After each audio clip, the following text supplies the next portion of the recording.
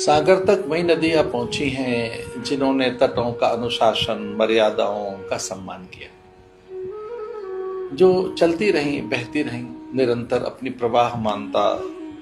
और अपनी अविरलता को जिन्होंने कभी नहीं छोड़ा, जो चलती रहीं बिना रुके, जो तटों के किसी भी आकर्षण में नहीं उलझी और वहां की मर्यादाओं को भी सम्मान दिया, अनुशासित होकर बहती रही, तो वो सागर तक पहुंची। पर जिन्होंने वर्जनाओं को, निषेध को और संयम को तोड़ा, जिन्होंने तटों के अनुशासन को भंग किया, बांध तोड़ दिए जिन्होंने, जिन नदियों ने उन्मुक्त होकर और अपनी अपार जलराशि से वो तटों को तोड़कर निकली, तो वो सागर तक नहीं पहुंची।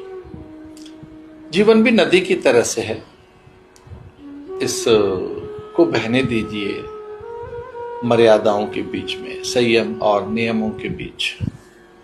मूल्य और परंपराओं के बीच, सिद्धांतों के बीच इसे बहने दो।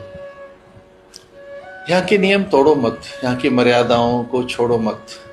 परंपराओं से दूर मत जाओ। अगर अनुशासन ही जीवन में नहीं रहेगा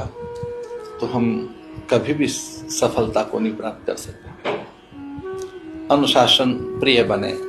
नियमों का निर्वहन करें। सागर तक वही नदियां पहुंची हैं जिन्होंने तटों का अनुशासन, मर्यादाओं का सम्मान किया,